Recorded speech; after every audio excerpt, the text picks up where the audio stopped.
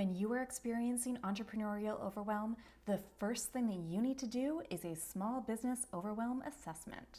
Assessing your levels of overwhelm helps you to determine the degree to which you are overwhelmed, which is also going to enable you to best manage that overwhelm. Your overwhelm assessment helps you identify what needs to be changed in your business. This matters a lot because you don't want to necessarily burn everything to the ground if you are at a much earlier state of overwhelm. And on the other hand, you don't want to make surface level tweaks to your business if there's a lot more deep-rooted overwhelm that's going on that then indicates that you need to completely restructure everything. Think of this as your 5-question quiz to assess your overwhelm. Grab a pen and paper so you can keep track of your responses. Number 1, how long ago did you start to feel this state of overwhelm? Give yourself 1 point if it was within the last few days, 2 points if it was in the last few weeks, and 3 points if it was within the last few months or even longer. You can think of this as the sort of consistent levels to which you are feeling overwhelmed. Your overwhelm might fluctuate, but how long have you been in this particular state of overwhelm? Has it been fairly consistent with maybe just a few little dips along the way over the past few months, for example?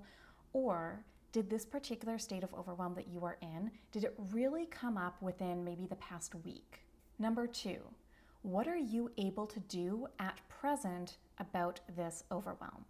Give yourself 1 point if you are able to still power through and do your work.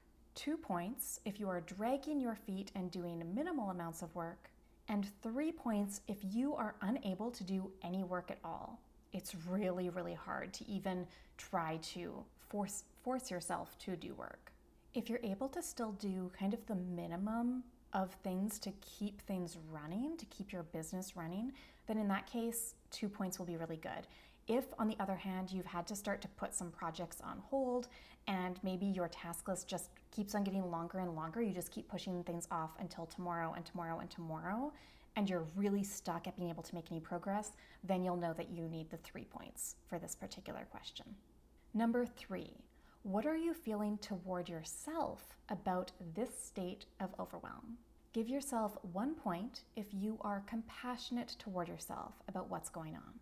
2 points if you are frustrated but understanding of yourself. And 3 points if you are beating yourself up or if you have a lot of negative self-talk and maybe a mean voice in your head that you can't really seem to turn off. Number 4, how have you been trying to handle the overwhelm so far? Give yourself 1 point if you have attempted to work through the overwhelm a few times already. So you've recognized that it's there and you've tried a few different ways to manage it. 2 points if you've been trying to work around it. So you might recognize that it's there, but you haven't actually actively dealt with it. And give yourself 3 points if you've been unable to think of or attempt to try to work through it or work around it. So in this case, you recognize that it's there and you just feel kind of helpless as to what you can even do about it. Number 5, do you know what is causing your overwhelm? Give yourself 1 point if you can clearly pinpoint the external and internal reasons for the overwhelm. 2 points if you think you have 1 or 2 ideas about what might be contributing to the overwhelm. And 3 points if you're not really sure. It just feels like there's a lot going on and you just have too much stuff on your plate in general. Tally it up. How many points do you have? If you got 5 points, then the overwhelm is in a fairly manageable state for you to be able to process it. You will benefit the most by analyzing the overwhelm and using logic and reasoning alongside personality-based productivity methods to shift your approach in how you handle everything in your business.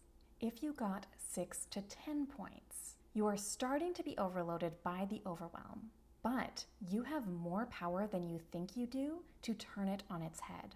You will want to tap into self-kindness, self-leadership, self-trust, and self-honesty to begin experiencing the inner shifts that will enable you to take action on the external shifts.